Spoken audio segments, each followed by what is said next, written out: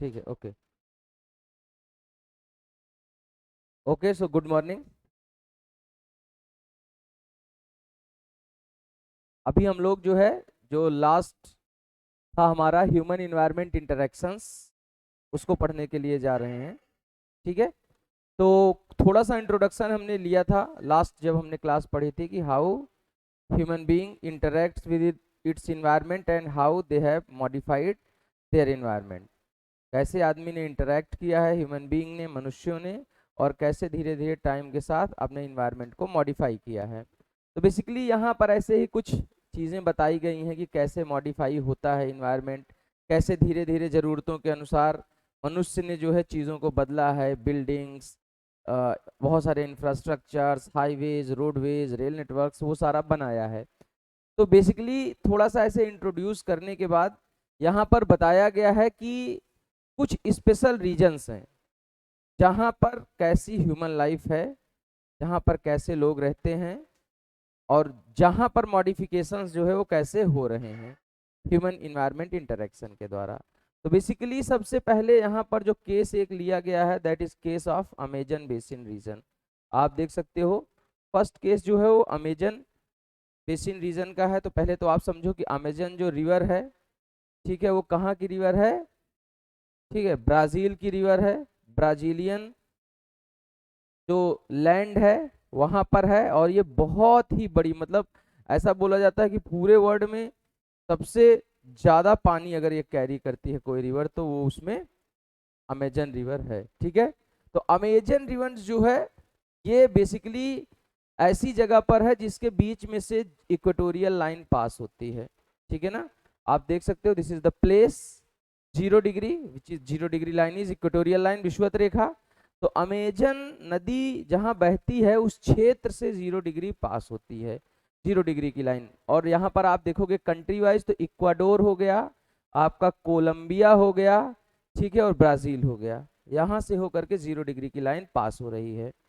अब अगर आप देखोगे तो आगे लिखा हुआ है कि it flows through this region, मतलब इक्वेटोरियल लाइन जो है वो फ्लो हो रही है, और इसका जो टोटल एरिया है, मतलब जहां पर ये लोकेटेड है, आप देखोगे ये 10 डिग्री से लेकर के 10 डिग्री के बीच में है। ठीक है, it is between 10 degree to 10 degree.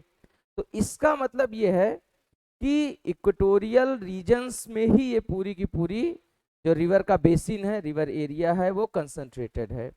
और because of being concentrated in the equatorial region, the climate here is very hot kind of climate.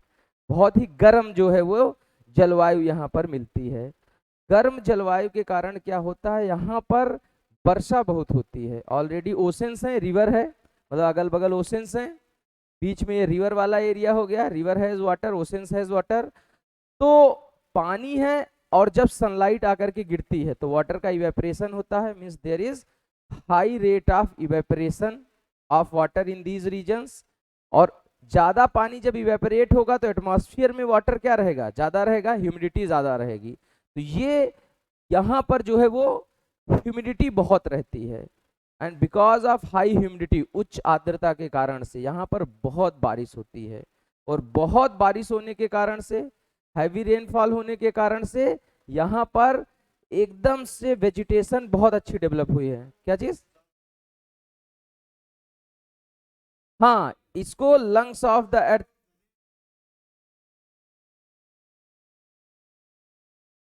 हाँ, जहां यहाँ पर यही रीजन है। पहली चीज तो यहाँ पर है रिवर, जैसे यहाँ ऑलरेडी लिखा हुआ है ना।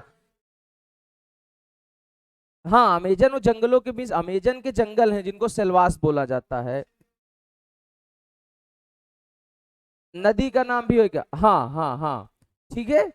एक्चुअली क्या है, यहाँ पर दिया हुआ है कि इसका नाम कैसे पड़ा है, अगर आप इसको पढ़ोगे तो आपको पता चलेगा। ठीक है, when Spanish explored Amazon river, they were attacked by the groups of local tribes bearing headgears and grass skirts. These people reminded them of the fierce tribes of women warriors known as in ancient Rome known as Amazons. ठीक है, तो जब Spanish लोग क्या था वो वहां पर गए, और जाने के बाद उन्होंने मतलब उसको एक्सप्लोर करना शुरू किया। ठीक है, मतलब खोजना शुरू किया, खोजबीन करना बहुत सारी चीजें। तो वहां पर वीमेन वॉरियर्स के द्वारा वो लोग अटैक करे गए थे। तो जिनको जो है वो रोमन जो अंपायर था वहां पर कुछ ऐसे स्टोरीज हैं, कुछ ऐसे वॉरियर्स होते थे जिनको बोला जाता था अमेजॉन्स, ठीक है ना। तो इसलिए उस रीजन, उस नदी को ही अमेजन नदी या अमेजॉन नदी कहा जाने लगा, और वो पूरा का पूरा मतलब उसी के नाम पे उसका नाम पड़ गया, राइट। ओके, तो ये इस तरीके से इसका नाम पड़ा हुआ है। अब यहाँ पर लिखा हुआ है कि यहाँ पर एक तो मेन रिवर है, जैसे अमेजन ये मेन रिवर है, ठीक है। इस मेन रिवर के साथ आप देखोगे there are number of tributaries, बहुत सारी सहायक नदियां हैं, और इन सहायक नदियों ने मिल करके इस पूरे रीजन को हरा भरा एकदम बनाया हुआ है, ठीक है। तो यहाँ पर यही बताया गया है कि ये इसका एक्सपेंशन कहाँ पर है, which are the countries where this rain forest region या वर्षावन क्षेत्र जो है वो एक्सपेंडेड है, ठीक है। तो आप देखोगे Brazil, Peru, Bolivia, Ecuador, Colombia and small part of Venezuela, इन सारी कंट्रीज में ये एक्सपेंडेड है, इन सारी कंट्रीज में ये फैला हुआ है, ठीक है। इक्वाडोर और कोलंबिया और उसके साथ ब्राजील से होकर के यहाँ पर ये लाइन पास हो रही है जो यहाँ पर बताया गया है, ठीक है। तो पॉइंट जो ये है कि ये रीजन जो है वो बहुत ही ज्यादा बायोडाइवर्स रीजन है, बहुत ही ज्यादा बायोडाइवर्स रीजन है, जैव विविधता बहुत ज्यादा है। जैव विविधता होने का मेन कारण, main reason of biodiversity is heavy rainfall, बहुत ज्यादा होने वाली बारिश। हैवी रेनफॉल के कारण से वेजिटेशन है, ठीक है, जितना बारिश होगी उतनी अच्छी वनस्पति होगी, और उस वेजिटेशन होने के कारण से क्या है कि वहां पर जो एनिमल्स हैं, जो रेप्टाइल्स हैं, डिफरेंट डिफरेंट तरीके के, वो सब भी उनके ऊपर डिपेंडेंट हैं और वहां पर बहुत क्लोज एसोसिएशन बना करके रहते हैं। तो फ्लोरल बायोडाइवर्सिटी हावी है, मतलब अच्छी खासी है, और उसके कारण से because of that faunal diversity is also very good. तो दोनों तरीके जो जैव विविधता जो है वहां पर बहुत ही अच्छी है, और ये इसको एक अलग रीजन बनाता है पूरे वर्ल्ड में। अब जितना वेजिटेशन होगी उतना ज्यादा ऑक्सीजन का प्रोडक्शन होगा, सिंपल सी बात है, जितना वनस्पति उतना ऑक्सीजन का उत्पादन, और इसीलिए इन रीजन्स को लंग्स ऑफ द वर्ल्ड बोला जाता है। मींस बेसिकली ये जंगल जो है ये बहुत ऑक्सीजन का प्रोडक्शन करते हैं, that's why these are called as lungs of the world. फिर यहाँ पर आप देखोगे थोड़ा सा बताया गया है कि सहायक नदियां क्या होती हैं, या जिनको ट्रिब्यूटरीज बोलते हैं। मैं आपको ऑलरेडी पहले बता चुका हूँ कि मेन रिवर को जो ज्वाइन करती हैं रिवर्स, छोटी छोटी, मतलब एकदम छोटी नहीं बट मेन रिवर से छोटी, ठीक है ना, जो ज्वाइन करती हैं, that drains their water into main river, जो मुख्य नदी में अपना पानी डालती हैं ले जा करके, उनको सहायक नदी बोला जाता है। तो अमेजन की बहुत सारी सहायक नदियां यहाँ पर आप देख सकते हो बनी हुई हैं, ठीक है। ओके, अब आते हैं नेक्स्ट पैरा में। नेक्स्ट पैरा में क्लाइमेट के बारे में बताया गया है, ठीक है, कि what is the climate of Amazon river. तो सिंपल सा आप सबसे एकदम से ये दो वर्ड्स याद रखना है आपको, ठीक है। कैसी जलवायु है? गर्म और आर्द्र जलवायु है, हॉट एंड ह्यूमिड क्लाइमेट है यहाँ का, हॉट एंड ह्यूमिड क्लाइमेट, ठीक है। तो इसमें जो है वो हॉट एंड ह्यूमिड क्लाइमेट है, मतलब कि वही जो मैं आपको ऑलरेडी बता चुका हूँ। हॉट ह्यूमिड का मतलब क्या है कि रिवर है, ठीक है, लैंड है और रिवर है, और इक्वेटोरियल रीजन में है, because it is in equatorial region, सबसे ज्यादा हीट है, सनलाइट जो होगी वो सबसे ज्यादा यहाँ मिलेगी इस रीजन को। तो बिकॉज ऑफ सनलाइट, सूर्य के प्रकाश के मिलने के कारण से यहाँ का वाटर जो होगा अमेजन रिवर और उसकी ट्रिब्यूटरीज का, वो बहुत तेजी से इवेपोरेट होकर के एयर में जाकर के मिलेगा। तो amount of water vapour present in the air is humidity. तो इसलिए हॉट क्लाइमेट के कारण से ह्यूमिडिटी बहुत ज्यादा है, ठीक है। तो यहाँ इसी के बारे में बताया गया है, ठीक है। यहाँ बताया गया है कि मौसम यहाँ का जो है दिन एवं रात दोनों समय ही लगभग समान रूप से गर्म एवं आर्द्र होता है। मतलब जो ह्यूमिडिटी की बात करी जा रही है, हॉट एंड ह्यूमिड तो है, but this humidity is continuously present through out the day and through out the night. दिन और रात दोनों समय अच्छा खासा गर्म ही रहता है मौसम। इसीलिए आप देखोगे ज्यादा जहां पर सनलाइट होती है ना, स्किन जो हो जाती है, स्किन का कलर हो जाता है ब्लैक, ठीक है ना, थोड़ा डार्क ब्लैक टाइप से हो जाता है। तो यहाँ इस तरीके से लोगों की स्किन का कलर है। ठीक है, साउथ अफ्रीका, सब जगह पर जहां से भी इक्वेटोरियल लाइन पास हो रही है वहां वहां इसी के तरीके से हीट ज्यादा है और ब्लैक कलर जो है स्किन हो गई है। ठीक है, तो अब आप देखो यहाँ स्किन फील्स स्टिकी, जो स्किन है वो चिपचिपी फील करे। सिंपल सी बात है, जितनी ह्यूमिडिटी होगी उतना ज्यादा पसीना होगा, स्वेटिंग होगी। So because of excessive sweating generally all the time skin is sticky, बहुत ही जो है वो चिपचिपी सी स्किन हमेशा बनी रहती है। ठीक है, और इसके कारण से बहुत सारी बीमारियां भी होती हैं, खुजली वगैरह जैसे आप देखते हो ना, तो हमेशा वो लोगों को हुई ही रहती है। क्योंकि अभी जैसे देखो, अभी पानी बरस रहा है दिल्ली में थोड़ा थोड़ा, और उसके साथ साथ आप देखो कि गर्मी भी खूब पड़ रही है। तो अभी आप देखो कहीं भी निकलोगे ना, तुरंत जैसे निकलोगे खुजलाने लगता है। सेम वहाँ थ्रू आउट द ईयर यही सिचुएशन रहती है, तो लोग जो होते हैं बहुत परेशान रहते हैं गर्मी से। Okay, it rains almost every day without much waiting. ठीक है, तो without warning, not waiting. The day temperature is high with very high humidity, at the night the temperature goes down but the humidity remains high. ठीक है, तो रात के समय भी ह्यूमिडिटी रहती है, दिन के समय ये अलग बात है कि रात के समय थोड़ा सा कम हो जाती है, यही बताया जा रहा है। अब यहाँ एक पॉइंट ये इंपॉर्टेंट है, ठीक है, ये वाला कि इट रेन्स एवरी डे, मतलब ऐसा बोला जाता है कि जो एरियाज होते हैं ये वाले, यहाँ पर हर दिन अराउंड 2 o'clock तक, 2 बजे तक हीटिंग होती है। These kind of regions means equatorial regions are heated up to 2 o'clock, extensively heated up to 2 o'clock, और 2 बजे के बाद ह्यूमिडिटी खूब हो जाती है इन द एटमॉस्फेयर, और यहाँ पर 4 बजे तक हमेशा बारिश होती है।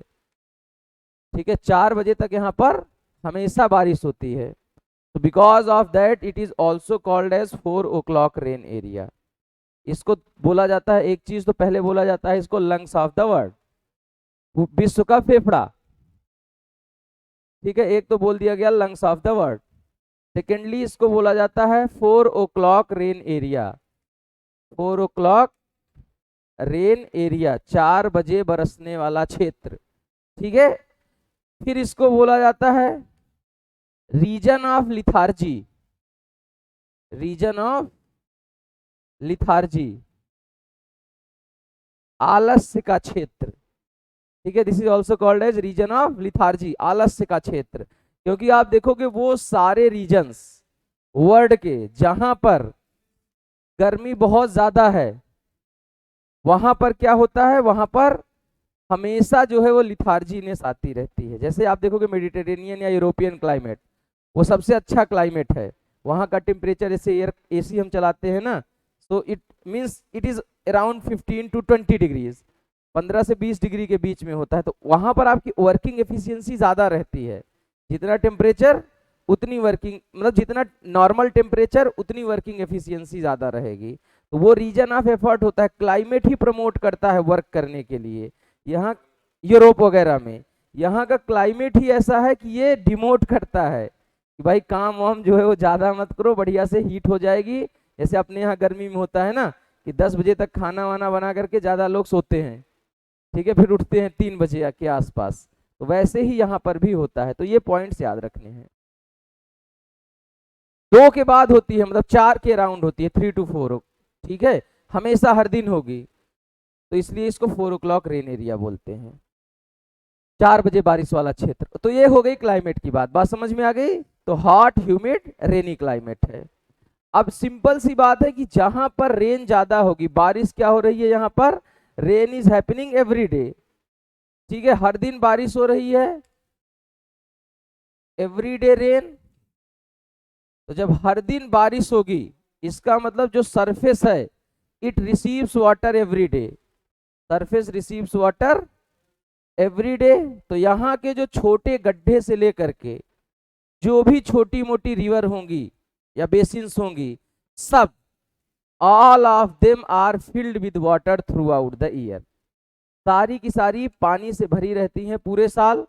तो जब पानी से पूरे साल भरी रहेंगी, तो आप सिंपल सा देखो, जहां वाटर एक्यूमुलेट होता है, जैसे अपने यहाँ मानसून सीजन में होता है, ठीक है, तो जहां भी वाटर एक्यूमुलेट होता है वहां पर आप देखो मच्छर खूब पैदा होते हैं। ठीक है, इंसेक्ट्स खूब पैदा होते हैं, वहां पर भी इसी तरीके से मच्छर खूब होंगे। ठीक है, माइक्रो ऑर्गेनिजम्स खूब होंगे, इंसेक्ट्स खूब होंगे, इंसेक्ट्स को खाने के लिए लिजार्ड्स, रेप्टाइल्स, ठीक ना, गिरगिट, चैमेलियंस, ठीक है, स्नेक्स, ठीक है, ये सब बहुत ज्यादा होंगे, मतलब रेप्टाइल्स, इंसेक्ट्स ये सब होंगे। उसके बाद बड़े जानवर, ठीक है, तो सारे बड़े जानवर लगभग वहां पर उन रीजन्स में भी मिलते हैं। तो यहां बताने की यही कोशिश हो रही है कि जो ये पानी की अवेलेबिलिटी रहती है, इसके कारण से एक तो जानवर वगैरह ये सब पैदा होते हैं, माइक्रो ऑर्गेनिज्म, इंसेक्ट्स ये सब, और दूसरी चीज जो भी वेजिटेशन ग्रो होती है, वेजिटेशन क्या होती है, बहुत तेजी से ग्रो होती है और अच्छा खासा ग्रो होती है।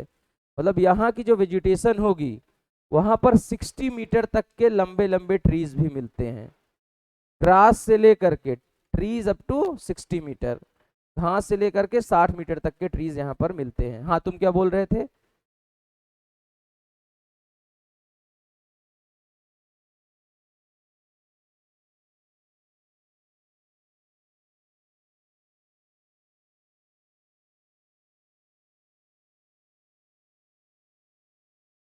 हाँ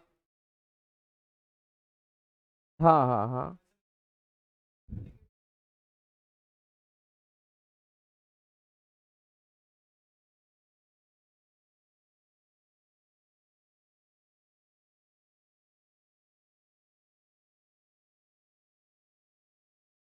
हाँ, रेट ऑफ इवेपोरेशन कम होगा।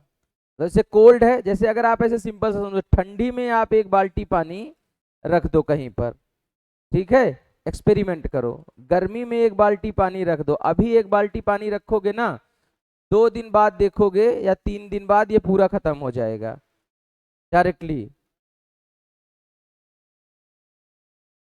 आधा हो जाएगा वो। एग्जैक्टली exactly, क्योंकि वो बहुत तेजी से इवेपोरेट होगा। लेकिन वही, हाँ, और अगर वहीं पर सर्दी में आप रखोगे इसको, तो सर्दी में क्या होगा कि वही हो सकता है मे बी 10-12 दिन बाद आप देखो तो भी आधा ना हो। बहुत लो रेट ऑफ इवेपोरेशन होता है विंटर सीजन में, ठीक है, जितनी हीट रहेगी उतना तेजी से इवेपोरेट होगा, सिंपल सी बात इतनी है। ठीक है, तो यहाँ पर ऐसे ही होता है। तो यहाँ पर मैंने आपको बताया, यहाँ पर बारिश हर जगह पहुँचती है, हर जगह गड्ढे वगैरह भर जाते हैं, रिवर बेसिन हमेशा फिल्ड विद वाटर रहती हैं, और उसके कारण से यहाँ पर जो फॉरेस्ट होते हैं ना, वो साल भर हरे भरे रहते हैं, मतलब साल भर वाटर है, ठीक है, water is available through out the year, ठीक है ना, पूरे ईयर में हमेशा वाटर प्रेजेंट रहता है। तो साल भर वाटर होने के कारण से जो ग्रीनरी है ना, वो थ्रू आउट द ईयर रहती है, और इसलिए यहाँ के फॉरेस्ट को बोला जाता है एवरग्रीन रेन फॉरेस्ट या tropical evergreen rain forest, because it is lying in the tropical region, so it is called as tropical evergreen rain forest। ठीक है, the forests are in fact thick and dense। तो अब एक तो इनके forest को आप याद रखना, इनकी कैरेक्टरिस्टिक क्या है, सबसे पहले तो ये सदाहरित हैं, एवरग्रीन है, साल भर हरे भरे रहते हैं। उसके बाद नंबर ऑफ ट्रीज बहुत है, यहाँ पर पेड़ों की संख्या जो है ना, नंबर ऑफ ट्रीज जो है वो बहुत ही ज्यादा है, पेड़ों की संख्या बहुत है। इसका मतलब जो फॉरेस्ट है वो कैसे फॉरेस्ट है, डेंस फॉरेस्ट, जितना ज्यादा ट्री उतना ज्यादा डेंसिटी फॉरेस्ट की, मतलब घने जंगल हैं जिन्हें आप कह सकते हो, पेड़ों की संख्या बहुत ज्यादा है और घने जंगल हैं, वही यहाँ पर बताने की कोशिश करी जा रही है। फिर बताया जा रहा है कि यहाँ के ट्रीज हैं जो एक रूफ टाइप से बना लेते हैं। एक्चुअली अगर आप देखोगे तो ये जनरली बोला जाता है कि यहाँ there is 5 layered vegetation in these regions, 5 layer की वेजिटेशन होती है। जैसे फर्स्ट लेयर जो होती है ना, वो सबसे ऊंचे पेड़ होते हैं, trees which are up to 60 metre of height, ठीक है, जो कि क्या करते हैं, इनको इनको बोला जाता है एमरजेंट्स, जिनकी 60 मीटर तक हाइट होती है, दे आर कॉल्ड एज एमरजेंट्स। उसके बाद उससे छोटे ट्रीज होते हैं जिनकी हाइट अराउंड 45 से 60 के बीच में होती है। तो ये ट्रीज, हाँ, नहीं, बैम्बू यहाँ पर होते हैं लेकिन उतना ज्यादा नहीं होते, प्राइम वेजिटेशन जो है यहाँ की नहीं है, ठीक है। बैम्बू की हाइट ऐसे आप देखो 30 मीटर तक, ठीक है। तो यहाँ बहुत ऊंचे ऊंचे ट्रीज ट्रीज होते हैं 60 मीटर तक। तो उसके बाद जो सेकेंड लेयर आप देखोगे 45 से 60, मतलब 40 से 60 मीटर तक के बीच के ट्रीज की होगी, और इनकी नंबर सबसे ज्यादा होती है। ये पूरे एरिया को ऐसे कवर किए रहते हैं, अभी आप देखना आपको यहाँ पर भी मिलेगा ये पूरे एरिया को ऐसे कवर कर लेते हैं और बहुत ज्यादा इनकी लीव्स होती हैं। लीव्स जो होती हैं वो कैसी होती हैं, ब्रॉड लीव्स, ब्रॉड लीव्स होती हैं, चौड़ी पत्तियां होती हैं इनकी, और ये पूरे एरिया को ऐसे कवर की रहती हैं, जिसके कारण से सनलाइट जो होता है ना उसके लिए बहुत डिफिकल्ट होता है to penetrate to lower layers. नीचे एकदम छांव बनी रहती है, हरी भरी रीजन और छांव एकदम से है, ठीक है। तो कंपटीशन होती है यहाँ पर हमेशा सनलाइट के लिए। Plants which are on lower layers they feel competition for the sunlight, और उसी चक्कर में वो भी अपनी हाइट जो है वो बढ़ाते जाते हैं। फिर आप देखोगे जो थर्ड लेयर होगी वो प्लांट्स की होती है, 30 मतलब जिनकी हाइट जो है वो अराउंड 20 से लेकर के 40 या 30 मीटर के बीच में होती है, ऐसे होते हैं, मतलब स्मॉलर ट्रीज जिन्हें आप बोलते हो। फिर फोर्थ लेयर जो होती है 10 मीटर तक के श्रब्स वगैरह होते हैं, हर्ब्स एंड श्रब्स वगैरह होते हैं जो 10 मीटर तक के होते हैं, ठीक है। और सबसे लोअर लेयर पर होती हैं ग्रासेस, घासें होती हैं छोटी छोटी। तो ऐसे इनकी जो वेजिटेशन होती है ना वनस्पति, वो 5 लेयर्ड वेजिटेशन होती है। तो यहाँ ग्रास से लेकर के, ठीक है, मतलब कि आप ऐसे समझो कि 10 सेंटीमीटर की ग्रासेस तक से लेकर के 1 सेंटीमीटर से 10 सेंटीमीटर, ठीक है, 1 मीटर तक की ग्रासेस से लेकर के 60 मीटर तक के ट्रीज, पेड़ भी मिलते हैं, और बहुत बायोडाइवर्स होते हैं ये, ठीक है। और यही जो होते हैं, जो ये सेकंड लेयर वाले ट्रीज होते हैं, वो क्या करते हैं, रूफ बना लेते हैं, कैनोपी जिसे बोला जाता है, ट्रीज फॉर्म कैनोपी, ठीक है। और उसके बाद एक और इंपॉर्टेंट कैरेक्टरिस्टिक है कि जब जो यहाँ पर पेड़ होते हैं उनके ऊपर बहुत सारे क्रीपर्स होते हैं, क्रीपर समझते हो ना, ठीक है ना, सांप नहीं, बेल टाइप के जो ट्रीज होते हैं उनको क्रीपर्स बोला जाता है, लताएं जिन्हें लियाना भी कहते हैं। तो वो ऐसे आप देखो, जैसे आप देखो कभी अमर बेल, कोई भी बेल हो, ठीक है, हाँ, मनी प्लांट वगैरह जैसे होते हैं, जैसे पी होती है ना, मटर, मस्टर्ड के साथ में पीस का क्रॉप कॉम्बिनेशन बनता है। तो आप देखो जब सरसों का पौधा बढ़ता है ना, तो उसमें जब मटर डाल दी जाती है ऐसे ही, तो वो सरसों के पौधों के चारों तरफ चढ़ करके ऐसे, और उसके बाद क्या करती है, फिर ग्रोथ करती है, और उसके बाद फिर उससे फली निकलती है, ऐसे होता है। तो ऐसे यहाँ पर मतलब पॉइंट यही है कि ऐसे घूम घूम करके पेड़ों की चारों तरफ चढ़ने वाले पौधे जिन्हें लताएं बोलते हैं, ठीक है, वो बहुत सारी यहाँ पर मिलती हैं, क्रीपर्स मिलते हैं। और ऐसे हमेशा, बिकॉज रेनफॉल हाई है, तो ऐसे जो प्लांट्स होते हैं ना उनके ऊपर ऐसे ग्रीन ग्रीन कलर की आप हमेशा एल्गी लेयर देखोगे, एल्गल ब्लूम भी बहुत होता है, जितना बारिश होगी उतना ही शैवालों का जन्म होता है यहाँ पर। तो आप एल्गी की लेयर भी देखोगे उनके ऊपर। यहाँ पर जैसे आप देखो ये है, यहाँ पर बहुत सारे क्रीपर्स हैं प्लांट्स के ऊपर, आप देखो, और ऐसे देखो ना ग्रीन ग्रीन कलर की एल्गी ऑलरेडी यहाँ पर बनी हुई है। केरला वगैरह में भी आप जाओगे, जैसे इंडिया में रेन फॉरेस्ट आप देखोगे मिलते हैं, rain forest are basically found in Kerala, ठीक है, north east India, Andaman Nicobar, western side of western Ghats, पश्चिमी घाट के पश्चिमी तरफ। तो इन सब जगहों पर आप देखोगे ना आपको ऐसी सिचुएशन ही देखने को मिलेगी, मतलब अगर आप डाल पे बैठ जाओगे ना तो पता चला आपको खुजली होने लगेगी, ठीक है, इस टाइप की सिचुएशन होती है, क्योंकि ऑलरेडी वहां एल्गी है और वो आपकी बॉडी में इचिंग तुरंत स्टार्ट कर देंगे।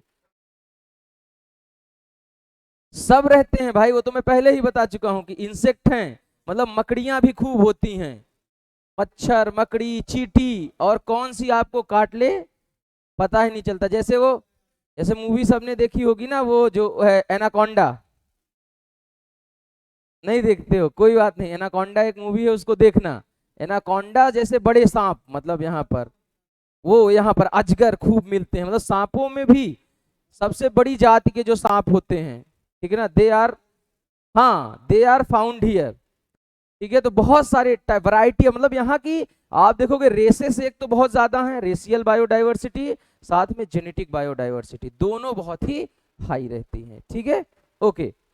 तो यहाँ यही बताने की कोशिश करी जा रही है कि the forest form are very dense and there is roof which is formed, छत बन जाती है उसके ऊपर जो सेकेंड लेयर होती है, और इसी छत के कारण से नीचे सनलाइट पहुंच नहीं पाती है, मैंने ऑलरेडी आपको बता दिया, और कंपटीशन रहती है सनलाइट के लिए, और इसके कारण से क्या है कि प्लांट्स ग्रोथ करते रहते हैं।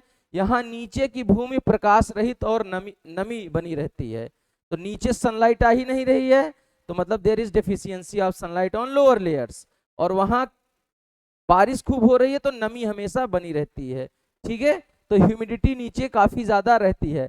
The ground remains dark and dump, अब नीचे जब सनलाइट नहीं आएगी तो घना काला गहरा जंगल जिसे आप बोलते हो, dark and damp forest is seen, ठीक है। ओनली शेड टॉलरेंट वेजिटेशन में grow here like orchids, sorry orchids, bromeliads grow as plant parasites, ठीक है। तो ये कुछ प्लांट पैरासाइट्स हैं कि मतलब परजीवी पौधे जिनको बोला जाता है। परजीवी आप समझते हो ना, जो अपने, हाँ, जो अपनी ग्रोथ दूसरे प्लांट पे करते हैं। तो जैसे वो एनिमल्स भी हो सकते हैं, जैसे बालों में जुएं पड़ते हैं ना, दे आर पैरासाइट्स। कुत्तों के ऊपर आप देखते होगे, ठीक है ना, जो टिक्स होते हैं, किलनी, दे आर पैरासाइट्स। तो ऑर्गेनिज्म पैरासाइट्स भी हो सकते हैं, प्लांट पैरासाइट्स भी हो सकते हैं। जैसे आप कभी कभी देखते हो ना कि कोई एक जामुन का पेड़ है, उसके ऊपर बड़ी बड़ी घास उग गई, कभी ऐसे आप देखते होगे ना, या कोई मैंगो ट्री है, उसके ऊपर कुछ और छोटा प्लांट ग्रो हो गया। तो हाँ, येलो कलर की बेल होती है, कई बार पेड़ों के ऊपर जम जाती है, तो वही है ये, यहाँ दिख ही सकते हो आप कि बड़े ट्री के ऊपर छोटे छोटे ऐसे बहुत सारे प्लांट्स ग्रो हो जाते हैं, उनको प्लांट पैरासाइट्स बोला जाता है, जिनमें कुछ एग्जांपल क्या हैं, ऑर्किड्स एंड ब्रोमेलियार्ड्स, ठीक है। तो ये पैरासाइट्स है, प्लांट पैरासाइट, याद रखना। The rain forest is rich in fauna, मैंने ऑलरेडी बताया, यहाँ पर जितने पेड़ पौधे हैं उतने ही जीव जंतु हैं, तो यहाँ पर फाउना की भी बहुत अच्छी मात्रा होती है, जीव जंतुओं की प्रचुरता होती है। इसमें से कुछ बर्ड्स के बारे में यहाँ पर बताया गया है, सच एज, ठीक है, टोकन्स, और फिर उसके बाद हमिंग बर्ड्स, मकाओ, ठीक है, ये इनके बारे में बताया गया है कि गुंजन पक्षी, रंगीन पक्षी, मकाओ एवं भोजन के लिए बड़ी चोंच वाले विभिन्न प्रकार के पक्षी जो भारत में पाए जाने वाले सामान्य पक्षियों से भिन्न होते हैं, यहाँ पाए जाते हैं। मतलब यहाँ पर बड़ी चोंच वाले पक्षी भी पाए जाते हैं, जैसे यहाँ एक दिया है कि टूकन ऐसे होता है, ठीक है, तो वो यहाँ पर मिलते हैं। फिर बर्ड्स भी मिल रहे हैं यहाँ पर। प्राणियों में बताया जा रहा है कि कौन कौन से, मतलब जो एनिमल्स होते हैं वो कौन कौन से, यहाँ प्राणी लिख दिया गया, लेकिन जानवरों में लिखना चाहिए यहाँ पर, ठीक है। तो एनिमल्स में जो है वो कौन कौन से, मंकीज, ठीक है, स्लॉथ एंड एंट ईटिंग टापिर्स। ये जो टैपिर्स है ना, ये बहुत यहाँ की, आप ये कह सकते हो कि यूनिक जो है ना एनिमल्स है। हाँ, चींटियों के अंदर अपनी, ये चींटियों की बिल के अंदर अपनी जीभ घुसा करके चींटियों को निकाल लेता है। तो ऐसे ही मतलब यहाँ बहुत कुछ सब मिलता है। यहाँ पर मैमथ भी मिलते हैं, बड़े बड़े हाथी जो होते हैं, लॉयंस वगैरह भी मिल जाएंगे रेन फॉरेस्ट में, ठीक है, टैपिर मिल जाएंगे, फॉक्सेस मिल जाएंगे, बियर मिल जाएंगे, ठीक है, बहुत, मतलब लगभग ऑलमोस्ट जितना भी एनिमल्स वगैरह होते हैं वो कहीं ना कहीं, भले से क्वांटिटी कम ज्यादा किसी की हो सकती है, लेकिन यहाँ पर मिलते हैं, क्योंकि जंगल है, जंगल में ज्यादा से ज्यादा एनिमल्स रहते हैं। लेकिन ये कुछ इंपॉर्टेंट है, तो बंदर हो गया, स्लॉथ हो गया, और टैपिर, टैपिर याद रखना यहाँ पर मिलते हैं। वैसे ही मैं ऑलरेडी बता चुका हूँ, रेप्टाइल्स यहाँ पर बहुत ज्यादा मिलते हैं। तो रेप्टाइल्स, लिजार्ड्स, चैमेलियंस, गिरगिट वगैरह हो गए, फिर उसके साथ स्नेक्स, वैरायटी ऑफ स्नेक्स, ठीक ना, छोटे बड़े सांप जितने भी होते हैं ना, कोबरा, करैत, सब जो है वो, कोबरा के भी बहुत टाइप होते हैं, जैसे इंडियन कोबरा अलग होता है ना, और वहां का कोबरा जो होगा वो थोड़ा सा अलग होगा। अभी एक न्यूज वीडियो में चल रहा था कि किसी आदमी ने एक कोबरे को जो है वो कलर कर दिया था, मतलब ऐसे हाथ से पकड़ के नहीं कलर किया होगा, व्हाइट कलर उसके ऊपर डाल दिया था और वो भाग रहा था। तो लोगों को लगा कि जंगल में दर्शन हुए क्या सफेद कोबरा के, और बाद में रिसर्च हुई तो पता चला कि उसके ऊपर किसी ने कलर डाल दिया था और वो व्हाइट हो गया था कोबरा, ठीक है। तो इस तरीके से यहाँ पर बहुत सारे रेप्टाइल्स रहते हैं, सरीसृप जिनको बोलते हैं, फिर मगरमच्छ, क्रोकोडाइल्स, सांप, स्नेक्स, ठीक है, अजगर, ये सब बताया गया है कि यहाँ पर क्रोकोडाइल, स्नेक, पाइथन सारे के सारे मिलते हैं, और एग्जाम्पल भी दिया गया है, anaconda and boa constrictor are some of the species. क्या चीज?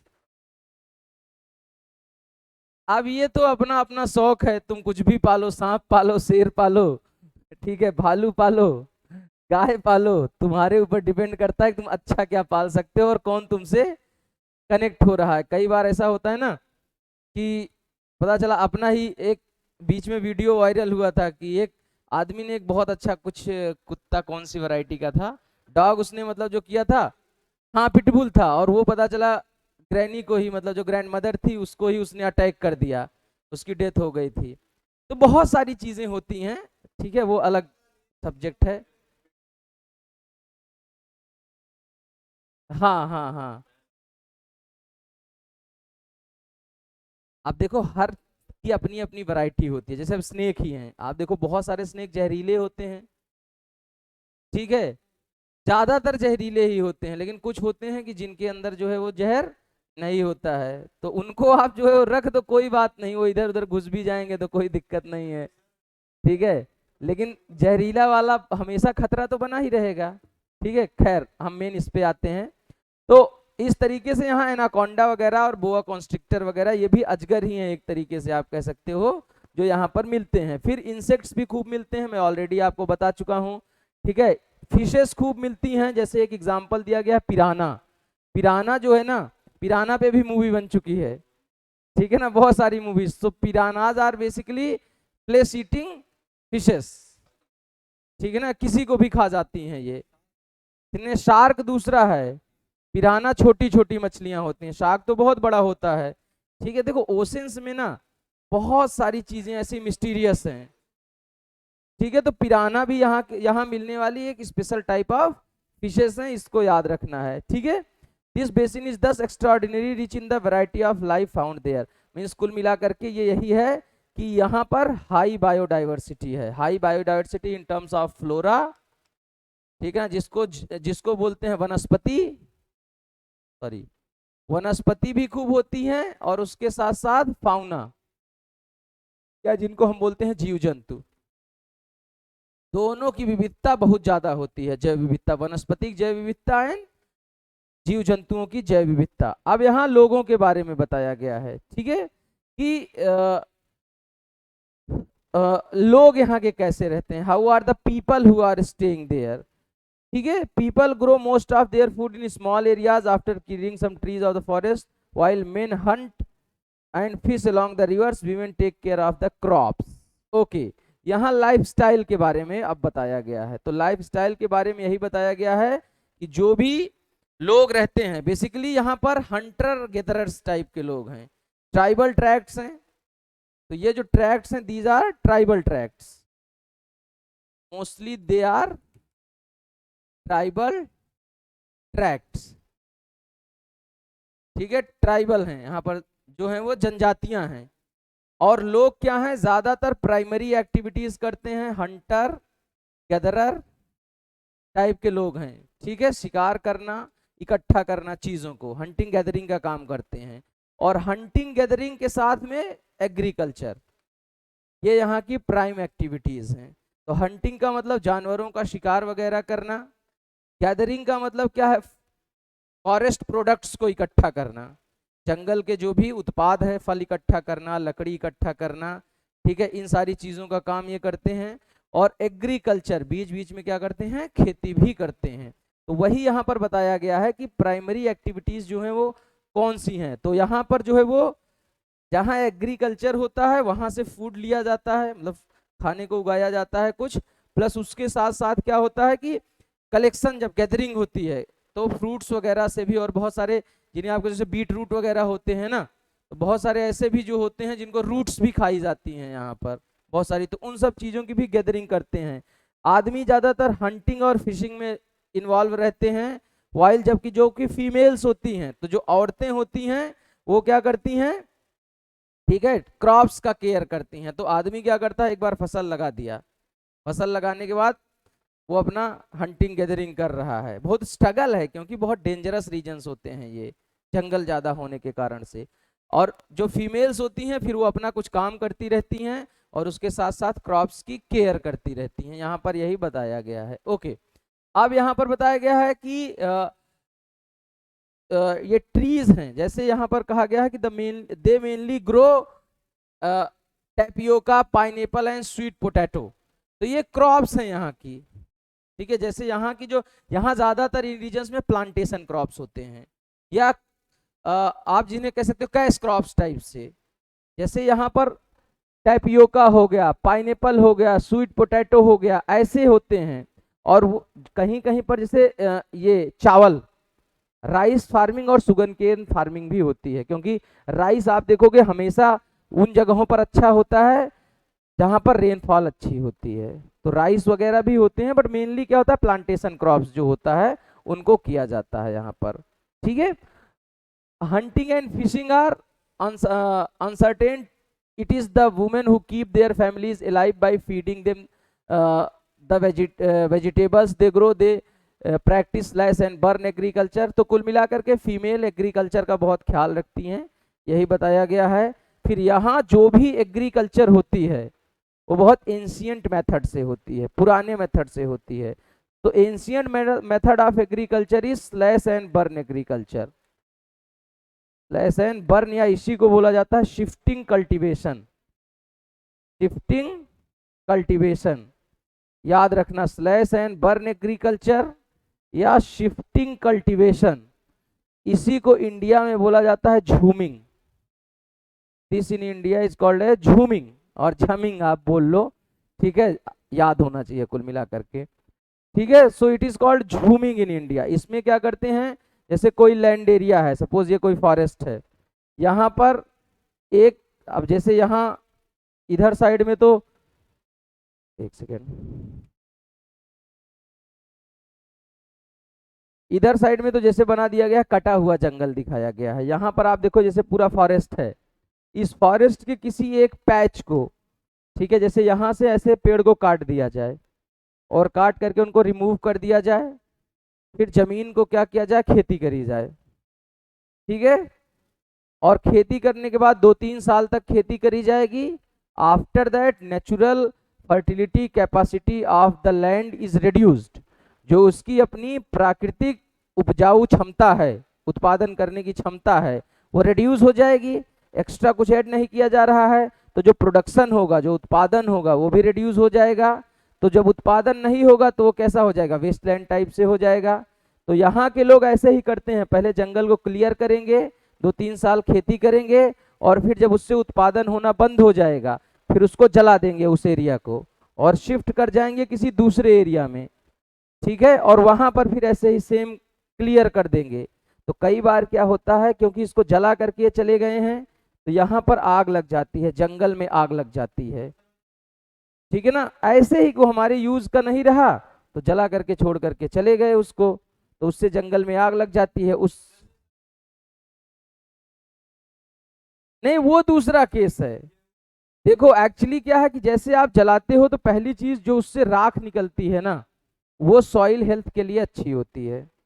उसका नुकसान भी है उसका, हाँ, पोल्यूशन निगेटिव इम्पैक्ट है इसका। जैसे राख आप देखो, पहले के लोग क्या करते हैं, जैसे अभी के लोग तो क्या होता है, इंसेक्टिसाइड और पेस्टिसाइड डालते हैं, ठीक ना, छिड़काव करते हैं कीटनाशक और खरपतवार नाशक का हटाने के लिए, वो भी खराब है। पहले के लोग क्या करते थे ना, राख डालते थे, जो एंशियंट इंडियन मेथड है एग्रीकल्चर। तो इंसेक्ट्स वगैरह को हटाने के लिए खेतों के ऊपर राख घरों की इकट्ठा होती थी, ठीक है, और वो राख जो है उसको डाला जाता था पहले। तो वो क्या करती थी ना, ऑर्गेनिकली जो है वो ग्रो करती थी, उसको हेल्प करती थी ग्रोथ में भी, प्लस इंसेक्ट से बचाने में भी, और उसका नुकसान नहीं था। इंसेक्टिसाइड पेस्टिसाइड का नुकसान है। तो ऐसा उन लोगों के हिसाब से, वहां भी तो एक्सपीरियंस लोग होते होंगे, उन लोगों के हिसाब से वो ठीक है। बट अभी क्या है, पहले तो हर जगह जंगल ही जंगल थे, थोड़ा बहुत हो भी गया तो कोई दिक्कत नहीं, बट अभी ऑलरेडी जंगल जो हैं वो बहुत ड्रास्टिकली कटिंग हो रही है उनकी, because of industrialisation, urbanisation etcetera. तो अभी अगर काट थोड़ा भी रिमूव किया जाता है तो उसका इल इम्पैक्ट है। प्लस यहाँ इतने जंगल हैं कि एक बार अगर आग लग गई तो पता चलता है किलोमीटर्स तक जंगल जो होते हैं वो बर्न हो जाते हैं। सरवाइव करना जो हो जाता है फिर यहाँ के जानवरों के लिए बहुत डिफिकल्ट हो जाता है। उसको बुझाना इतना इजी नहीं होता है। पहली चीज तो they are very forested tracts, अंदर जंगल में क्या हो रहा है 2 दिन बाद पता चलेगा, तब तक मामला गड़बड़ हो गया रहेगा। प्लस वहां तक पहुंचना भी डिफिकल्ट है, बिकॉज ट्राइबल ट्रैक्ट्स है ना, और पता चला फॉरेस्ट डिपार्टमेंट कोई भी लोग वहां पहुंचने की कोशिश करे, अटैक हो गए। एनिमल्स का भी डर होता है, प्लस ट्राइबल ट्रैक्ट्स हैं, वो लोग अपने हिसाब से अपनी सोसाइटी का फॉर्मेशन किए रहते हैं, उन लोगों ने ही अटैक कर दिया, तो बहुत सारे मतलब जो होते हैं डिफिकल्टीज होती हैं, इसलिए वो जलता रहता है। हाँ, तो वही वही बहुत सारी प्रॉब्लम्स हैं, तो वहां तक पहुंचना ही डिफिकल्ट होता है। तो तो इसको कंट्रोल करना बहुत मुश्किल होता है, इसलिए बहुत अभी ब्राजीलियन रेन फॉरेस्ट जो है ना वो बहुत ही श्रिंक होते जा रहे हैं, आप यहाँ पर देख सकते हो। ठीक है, because of industrialisation, because of modern development, ठीक है, because of this wrong methods of agriculture. ठीक है, ऐसे बहुत सारे केसेस आते हैं कि धीरे धीरे धीरे धीरे जो जंगल पहले एकदम घने थे, आप देखो वो जंगल क्या हो गए हैं, बहुत ही कम हो गए हैं। तो यहाँ पर बहुत डिफॉरेस्टेशन बहुत हावी हो गया है, आप ऐसे कह सकते हो। ठीक है, तो यहाँ वही बताया गया है कि जो भी महिलाएं हैं फीमेल्स, वो एग्रीकल्चर करती हैं जिनमें साग सब्जियां वेजिटेबल्स वगैरह ज़्यादा होते हैं, और उनको जो है वो उगा करके परिवार का भरण पोषण करती हैं। स्लैश एंड बर्न एग्रीकल्चर का यूज होता है which is very harmful for the environment as well as soil health. ठीक है, वो बहुत ही हेजार्डस है। फिर उसके बाद यहाँ बताया गया कि स्टेपल फूड जो यहाँ का है वो मैनियोक है। ठीक है, manioc also known as cassava that grows under the ground like potato, मैंने कहा था ना, जैसे बीट रूट पोटैटो ये सब जमीन के अंदर होते हैं, शकरकंद वगैरह जो होते हैं, तो वैसे ही यहाँ पर कसावा होता है, उसका भी वो मतलब यहाँ मैनियोक या कसावा यहाँ का एक प्राइम फूड है। जैसे इंडिया में आप देखो ना, आलू यहाँ की प्राइम सब्जी है, मतलब आप कोई भी घर इंडिया का ऐसा नहीं होता होगा कि दिन के मतलब पूरे हफ्ते में 4 दिन आलू ना बने। आलू बनती ही बनती है, बिना आलू और बिना चावल के भारतीयों की जिंदगी नहीं चल सकती है। ठीक है ना, तो वैसे ही यहाँ पर ये भी इसका एक ऐसे ही मतलब स्टेपल फूड है, मेन फूड में आता है ये। हम्म और ये लोग चींटियों की रानी एवं अंडकोष भी खाते हैं, कॉफी मक्का कोकोआ जैसी नकदी फसल भी यहाँ पर उगाई जाती है। तो यहाँ पर मतलब ऐसे ही मैंने पहले ही बताया आपको कि कैश क्रॉप्स जो होता है, ठीक है ना, आंट जो होती हैं उनके जो ये एंट्स होती हैं, चींटियां जो होती हैं, उनके एग्स को भी खाते हैं ये लोग। फिर उसके बाद cash crops like coffee maize cocoa, these are also grown here.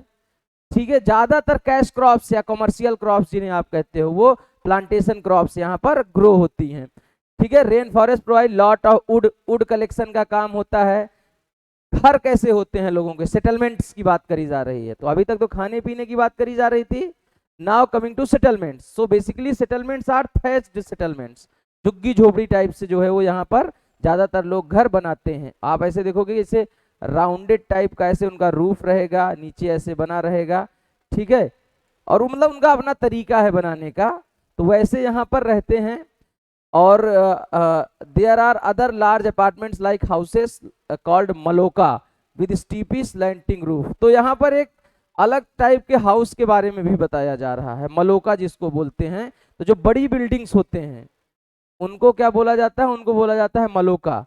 ज्यादा वो कम होते हैं, ज्यादातर क्या है थैच्ड हाउसेस, जिन्हें कह सकते हैं झोपड़पट्टी टाइप के रहते हैं। अब जो मलोका हो रहा है ना, मलोका का बेसिकली डेवलपमेंट जो हो रहा है, विकास जो हो रहा है, it is because of continuous development projects in these regions. ठीक है, पहले तो सब वही थे, झोपड़पट्टी वाले ही छप्पर वाले घर ही थे, लेकिन अभी धीरे धीरे जैसे जैसे डेवलपमेंट पहुंच रहा है, मल्टी स्टोरीड बिल्डिंग वगैरह भी यहाँ पर धीरे धीरे बनना शुरू हो रही हैं। तो यही यहाँ नीचे यही बताया जा रहा है कि भाई अमेजन बेसिन के लोगों का जीवन धीरे धीरे चेंज हो रहा है, life of the people is changing here. पुराने समय में अंदर पहुंचने के लिए एकमात्र रास्ता, ठीक है ना, नदी था, और अभी रोड्स वगैरह भी धीरे धीरे बनना शुरू हो गई हैं, लोगों को मेन स्ट्रीम में लाने की कोशिश हो रही है। तो 1970s में ट्रांस अमेजन महामार्ग बनने से वर्षा वन के सभी भागों तक पहुंचना संभव हो पाया था।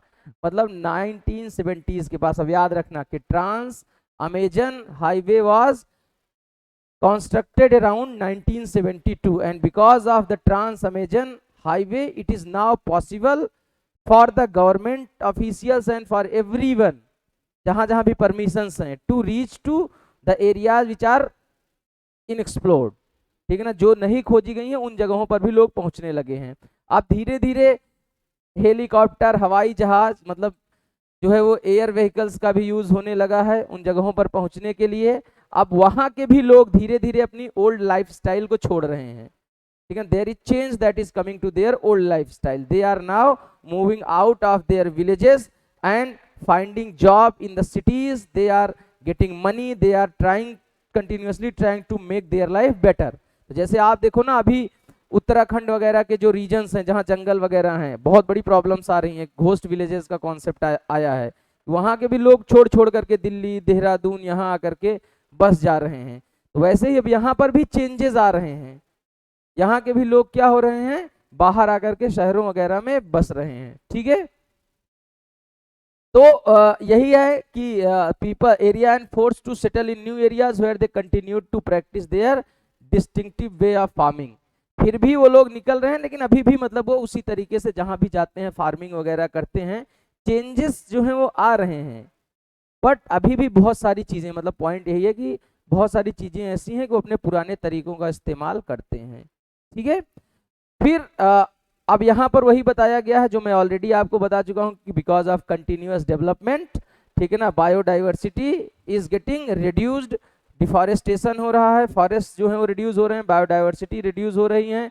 अभी बहुत बड़ा इसका पार्ट जो है अमेजन का लुप्त हो गया है। आप अमेजन फॉरेस्ट फायर्स के बारे में पढ़ना, ठीक है, अमेजन फॉरेस्ट फायर्स के बारे में पढ़ना, अमेजन में के जंगलों में लगने वाली आग के बारे में, ठीक है। वर्षा वनों के लुप्त होने का व्यापक प्रभाव है, इसका ग्लोबल इंपैक्ट भी है, ठीक है ना, reduction in oxygen, rainfall pattern में चेंज होगा, बारिश के पैटर्न में चेंज होगा, ग्लोबल वार्मिंग बढ़ेगी, तापन बढ़ेगा, ऐसे बहुत सारे इंपैक्ट हैं इसके, ठीक है। तो जहां से जैसे जहां के जंगल काट दिए जाए ना, आप देखो पेड़ों की जो रूट्स होती है ना, roots of the trees always protect soil, वो जमीन को क्या करती हैं, पकड़ करके रहती हैं, लेकिन अगर उनको काट दिया जाए तो सॉइल की क्वालिटी क्या हो जाएगी, डिग्रेड हो जाएगी।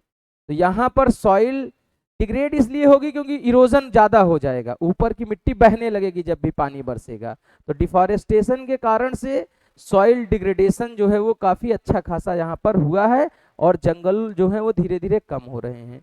यहाँ पर स्लैश एंड बर्न एग्रीकल्चर के बारे में ही बताया है, जिसको बोला जाता है झूमिंग कृषि, में ऑलरेडी आपको बता चुका हूं कि वो है क्या, ठीक है, ओके।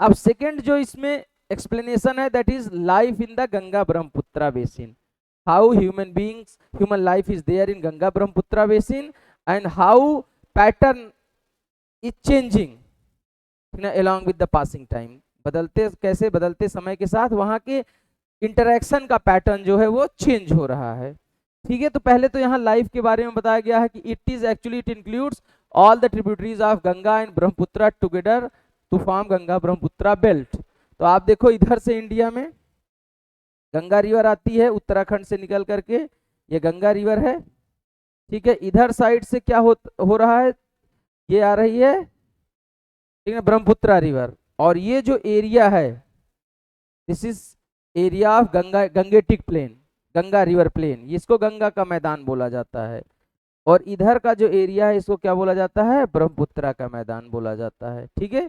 तो ये टोटल मिलकर के है गंगा ब्रह्मपुत्रा प्लेन या गंगा ब्रह्मपुत्रा का मैदान।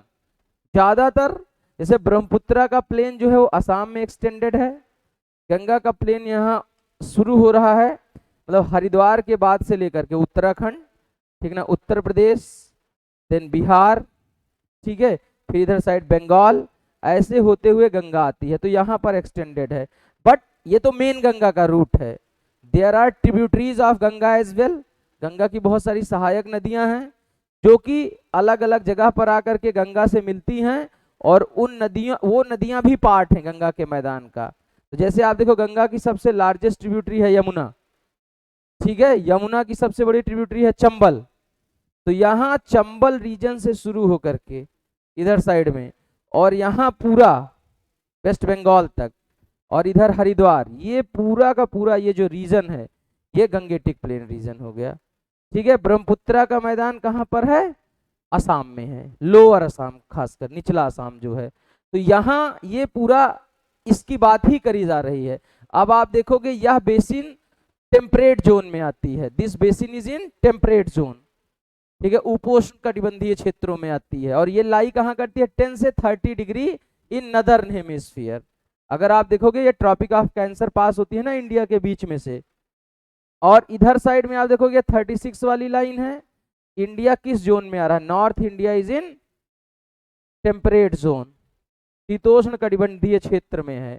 और शीतोष्ण कटिबंधीय क्षेत्र जो है वो ऐसे क्षेत्र होते हैं जहां 6 मंथ समर होती है और 6 मंथ्स विंटर होती है। तो आप देखोगे नॉर्थ इंडिया में 6 महीने समर होगी और 6 महीने विंटर होगी। समर में क्लाइमेट जो होगा फॉर 6 मंथ्स ऑफ समर, जो 6 महीने की समर होगी उसमें क्लाइमेट होता है hot and humid, climate is hot and humid in the summer season.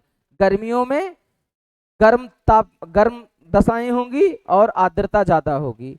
सर्दियों में क्या होगा, कोल्ड एंड ड्राई, सर्दियों में सूखा रहेगा, ठंडी रहेगी और सूखा रहेगा। सूखा रहने का मतलब यह है कि हवा जो होती है ना उसमें नमी बहुत कम रहती है।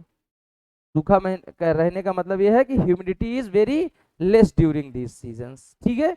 तो यहाँ पर इस तरीके का क्लाइमेट रहता है, मतलब टेम्परेट क्लाइमेट है। ये 10 से 30 डिग्री के बीच में है ऑलमोस्ट, और ये मिल करके बनता है Ganga and their tributaries, Ganga और उसकी बहुत सहायक नदियां। तो जैसे मैंने आपको बताया चंबल, तो यहाँ चंबल से शुरू हो रहा है, फिर ये सब ट्रिब्यूटरीज हैं गंगा की, चंबल, बेतवा, केन, सोन, टोन्स, यमुना, और ऐसे बहुत सारा सिस्टम है पूरा, महानंदा, घाघरा, गंडक, कोसी, बहुत सारी नदियां मिल करके इसको बनाती हैं।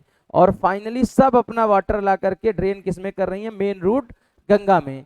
वैसे ही ब्रह्मपुत्रा की अपनी ट्रिब्यूटरीज हैं, धनत्री, दिखू, सुबनसिरी, मानस, जयबोरेली, ऐसे बहुत सारी ट्रिब्यूटरीज हैं इसकी, और वो सब अपना पानी ला करके कहाँ पर डाल रही हैं, ब्रह्मपुत्रा मेन रिवर चैनल में, ठीक है। और उसके बाद अब आप ब्रह्मपुत्रा की सहायक नदियों के नाम ढूंढे, मैंने आपको ऑलरेडी बता दिया, ठीक है ना। तो लोहित हो गई, सुबनसिरी हो गई, धनसिरी हो गई, दिखू हो गई, मानस हो गई, ये सब क्या है, इनकी ट्रिब्यूटरीज है बहुत सारी। हाँ दिबांग है, ठीक है ना, दिबांग भी है, वो भी है, मतलब बहुत सारी हैं। ऐसा नहीं कि भाई इंडिया की रिवर्स को आप देखोगे ना तो एक एक रिवर की 40-40 ट्रिब्यूटरीज हैं, ठीक है। ट्रिब्यूटरीज से भी क्वेश्चन होते हैं, ठीक है। तो गंगा ब्रह्मपुत्रा के मैदान, पर्वत एवं हिमालय के गिरिपथ तथा सुंदरवन डेल्टा, यहाँ पर बताने की कोशिश करी जा रही है कि गंगा का मैदान कहाँ से स्टार्ट हो रहा है और कहाँ तक पहुंच रहा है। तो basically Ganga and Brahmaputra, all these rivers originate from the Himalayan region, so it is starting from the Himalaya, then it is after descending down the mountains they are entering plains, ठीक है, पहाड़ों से उतर करके मैदानों में आती है, और मैदान से होती हुई धीरे धीरे जब ये नदी के अपने माउथ पे जाती है तो डेल्टा बनाती है। तो गंगा इधर से आकर के डेल्टा बना रही है, ब्रह्मपुत्रा इधर से आके, दोनों मिलती हैं और डेल्टा बनता है। तो Ganga Brahmaputra delta has been formed into bay of Bengal and this delta is the largest delta of the world, ठीक है। तो यहाँ यही बताया जा रहा है। अब यहाँ इनकी विशेषताओं के बारे में बताया जा रहा है, इनकी कैरेक्टरिस्टिक क्या है। Himalayas and Sundarban delta are the main features of this basin, oxbow lakes are found in the plain area, the area is dominated by monsoon climate, तो मॉनसून क्लाइमेट है। ऑक्सबो लेक में आपको ऑलरेडी बता चुका हूँ क्या होती है, ठीक है। मॉनसून क्लाइमेट जो है वो यहाँ का है, तो मॉनसून क्लाइमेट वही है, 6 months winter and 6 months summer, ठीक है। विंटर जो होगी आपकी वो कैसी होगी, कोल्ड एंड ड्राई, ठीक है, और समर कैसी होगी, हॉट एंड ह्यूमिड। यही मॉनसून की खासियत है। और रिवर्सल ऑफ विंड होता है, मतलब हवा जो होती है 6 महीने चलती है लैंड टू ओशन, ठीक है। और विंड, हाँ यहाँ पर ऐसे होगा, जैसे विंड्स जो होंगी क्या होंगी कि 6 मंथ्स, मतलब विंटर के टाइम पे चलेंगी लैंड टू ओशन, ऐसे चलती हैं ड्यूरिंग द विंटर, ठीक है। और ड्यूरिंग द समर इनका विंड का मूवमेंट होता है ऐसे, ठीक है, ओशन टू लैंड। इसीलिए समर में यहां से ह्यूमिडिटी लेती हैं,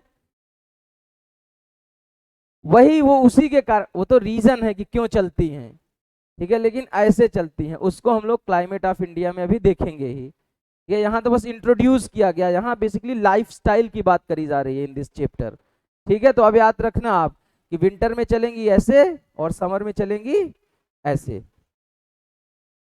ओके, तो यहाँ वही बताई जा रही है कि the monsoon brings rains from mid June to mid September, the summers are hot and the winters are cool. मैं आपको ऑलरेडी बता चुका हूँ कि क्या होता है यहाँ पे। ठीक है, look the map of India, find out the states in which Ganga Brahmaputra basin lies. ये भी मैंने डिस्कस कर दिया। ब्रह्मपुत्र बेसिकली अरुणाचल प्रदेश और असम में आती है। ठीक है, और उसके बाद फिर वो एंट्री कहाँ कर जाती है, बांग्लादेश। ठीक है, the basin area has very topography, the environment plays dominant role in the distribution of population, the mountain areas with steep slopes have inhospitable terrain, therefore less number of people live in the mountain area while Ganga area of the Ganga Brahmaputra basin। तो यहाँ पर population की बात करी जा रही है, मतलब कुल मिलाकर के आप देखोगे यहाँ जो टोपोग्राफिक बायोडाइवर्सिटी है वो बहुत ज़्यादा है, मतलब जो भी स्थल हैं उनकी भी विविधता बहुत ज़्यादा है। पहाड़ भी है, गंगा वहाँ से निकल रही है, बीच में आपको मैदान भी मिलेगा। ठीक है, किनारे पे आकर के आपको डेल्टा भी मिलेगा जहाँ बाढ़ भी आती है खूब सारी। तो गंगा में मतलब गंगा और ब्रह्मपुत्र दोनों के साथ ऐसा है, तो इसलिए यहाँ पर जो है वो जो भी ऐसी एरियाज हैं जहाँ पर टोपोग्राफी जो है वो टफ है, थोड़ा सा टेरेन जो है जिसे आप कह सकते हो, यहाँ का स्थल जो है वो थोड़ा सा ऊबड़ खाबड़ है या बाढ़ वगैरह ज़्यादा आती है, बाढ़ युक्त मैदान भी हैं, ये फ्लड ज़्यादा आती है, वहाँ पॉपुलेशन डेंसिटी कम है। But the most of the areas where there are normal situations, ठीक है ना, पॉपुलेशन डेंसिटी बहुत ही ज़्यादा है। खासकर आप देखोगे जैसे पहाड़ों में, उत्तराखंड में जनसंख्या घनत्व तो कम है, लेकिन जब ये हरिद्वार के बाद गंगा मैदान में प्रवेश करती है तो हरिद्वार से लेकर के लगभग आप देखोगे बंगाल तक, मतलब डेल्टा रीजन छोड़ दिया जाए तो उस यहाँ तक बीच में बहुत ज्यादा, ये बहुत ही जनसंख्या घनत्व वाला प्रदेश है, हरिद्वार उत्तराखंड में है। ठीक है, तो यहाँ पर पॉपुलेशन डेंसिटी जो है वो बहुत ही हाई है। जैसे बंगाल है, बंगाल जो था अभी तक, मतलब बिफोर 2011 सेंसस 2011 की जनगणना के पहले सबसे ज्यादा जनसंख्या घनत्व वाला राज्य था। ठीक है, यहाँ पर लिखा भी हुआ है। ठीक है, बिहार का जनसंख्या सॉरी बंगाल जनसंख्या घनत्व था, घनत्व है अभी 1029, लेकिन अभी इस सेंसस में बिहार जो है वो सबसे ज्यादा जनसंख्या घनत्व वाला राज्य हो गया। अब तो नई सेंसस आएगी, लेकिन अभी जब तक नहीं है तब तक तो हमें यही पढ़ना है। तो बिहार का कितना है, 1102, 1102 है। हाँ, जनसंख्या घनत्व का मतलब है 1 किलोमीटर स्क्वायर एरिया में कुल कितने लोग रहते हैं। तो भाई पहाड़ है, टफ टेरेन है, तो वहां पर कम लोग रहते हैं, 189 ही है, लेकिन जहां मैदान है वहां पर ज्यादा लोग रहते हैं। सिंपल सी इतनी सी बात है कि जहां लाइफ डिफिकल्ट होगी वहां जनसंख्या घनत्व तो कम होगा। जैसे डेजर्ट में भी लाइफ डिफिकल्ट होती है, पहाड़ में भी लाइफ डिफिकल्ट होती है, कोस्टल एरियाज की भी लाइफ थोड़ा डिफिकल्ट होती है, उतना डिफिकल्ट नहीं होती है बट उसके कंपैरिजन में माउंटेन्स और डेजर्ट्स के, तो उन जगहों पर थोड़ा में भी कम रह सकती है। लेकिन जहां मैदान होते हैं, सॉइल की फर्टिलिटी अच्छी होती है, वाटर की अवेलेबिलिटी होती है, डिजास्टर नहीं होते हैं, उन जगहों पर नेचुरली पॉपुलेशन ज़्यादा ग्रो करती है। प्लस क्लाइमेट का भी रोल है भाई। जैसे आप देखो ना, बहुत ज़्यादा आप देखो उत्तर भारत में, तो खासकर यूपी बिहार इन सब जगहों पे देखो ना बहुत ज़्यादा सर्दी है ना बहुत ज़्यादा गर्मी है, होती भी है तो 10 दिन, उतना 10-15 दिन, ठीक है ना, उतना बियरेबल होती है। तो इसके कारण से क्या होता है कि यहाँ लोग जो है वो ज़्यादा रहना पसंद करते हैं। उत्तराखंड में पता चला लैंडस्लाइड ही आ गया, अभी जोशीमठ का केस हुआ ना, तो पता चला पूरा पूरा लैंडस्लाइड हो गया, पूरा एरिया ही जो है सिंक कर रहा है। तो आज के 50 साल बाद क्या हो जाए you don't know, but in region में ऐसा रहेगा कि स्टेबिलिटी रहेगी, डिजास्टर नहीं आएंगे। तो ऐसे बहुत सारे फैक्टर्स होते हैं, नेचुरल फैक्टर्स, जो पॉपुलेशन डेंसिटी को डिटरमाइन करते हैं किसी भी जगह पर। बाकी और भी बहुत सारे फैक्टर्स हैं, पॉलिटिकल स्टेबिलिटी हो गया, कॉन्फ्लिक्ट हो गया, वार हो गया, ठीक है, फियर हो गया, ये दुनिया भर टेररिज्म हो गया, ये भी नियंत्रित करते हैं, मतलब प्रभावित करते हैं, नियंत्रित नहीं प्रभावित करते हैं। लेकिन नेचुरली जो फैक्टर्स मैंने पहले बताए वो हैं। ओके, तो ये यहाँ यहाँ यही बात करी जा रही है कि यहाँ पॉपुलेशन डेंसिटी कुछ जगहों पर अच्छी खासी है, खासकर मैदानी क्षेत्रों में, और पहाड़ों वगैरह में पॉपुलेशन डेंसिटी कम है। सॉइल यहाँ की कैसी है? सॉइल इज फर्टाइल, मिट्टी उपजाऊ है, समतल भूमि है, प्लेन है, तो फसल उगाने के लिए, एग्रीकल्चर करने के लिए आइडियल सिचुएशंस हैं। ठीक है, धान की खेती पर्याप्त होती है। जो यहाँ की मेन क्रॉप है वो क्या है? मैंने ऑलरेडी आपको बता दिया, राइस प्राइम क्रॉप है। वीट का भी प्रोडक्शन होता है, सर्दियों में गेहूं होता है, गर्मियों में धान होता है। जैसे अभी देखो धान की फसल लगाई जा रही है, paddy farming is going to start just after rainfall. Rabi is gehun, wheat crop is rabi crop. ठीक है, तो ये यहाँ पर होता है। तो यहाँ और मतलब ये तो मेन हो गया, मतलब राइस मेन हो गया, राइस और पोटैटो। ठीक है, हाँ हाँ हाँ, गर्मियों में होती है। हाँ ठीक है, तो यहाँ पर यही बताने की कोशिश करिए, इसके अलावा और भी बहुत सारी क्रॉप्स हैं जो ग्रो होती हैं, मतलब यहाँ भी हर तरीके की क्रॉप्स ग्रो होती हैं। फूड ईटिंग क्रॉप्स जो होती हैं, जिनको खाने वाली फसलें बोलते हैं, ठीक है ना, वो यहाँ पर खूब अच्छा खासा ग्रो होती है। तो यहाँ पर आप देखोगे वीट, ठीक है ना, मेज, पार्ले, ग्राम, यहाँ सब होता है। मतलब अगर आप देखोगे तो यहाँ सारे तरीके की क्रॉप्स जो है वो होती हैं। कहाँ पर लिखा हुआ है? रेनफॉल इज हाई, हाँ नीचे वाले में है। ठीक है, तो यहाँ पर लिखा है wheat, maize, sorghum, gram, millets etcetera all are produced here. ये साल जो है ना 2023 इंटरनेशनल ईयर ऑफ मिलेट्स है, याद रखना है उसको। ठीक है, तो यहाँ पर मिलेट्स भी होते हैं, फिर कैश क्रॉप्स भी होती हैं, जैसे शुगर केन और जूट। West Bengal jute highest jute producing state है इंडिया का। ठीक है, तो इस तरीके से यहाँ जूट भी अच्छा खासा होता है, बनाना भी बढ़िया से होता है, केले की खेती भी होती है in West Bengal Assam. Tea is also grown, आप देख सकते हो यहाँ चाय का बागान है, यहाँ ये जो है वो पैडी कल्टीवेशन हो रहा है, धान की खेती करी जा रही है। धान की खेती में पहले क्या होता है ना, पहले से छोटी छोटी सैपलिंग्स जो होती हैं लगाई जाती हैं, पेरन जिसे कहते हैं देसी भाषा में, पेरन बेरन। ठीक है, सैपलिंग्स जो होती हैं उसकी जो छोटे सीडलिंग्स जो होते हैं, छोटे छोटे पौधे जो निकलते हैं, पहले वो एक छोटे एरिया में लगाया जाता है, और फिर उसके बाद वहाँ बहुत सारे लोग फिर उसको निकालते हैं, और निकाल करके फिर बड़े बड़े खेत बनाए जाते हैं।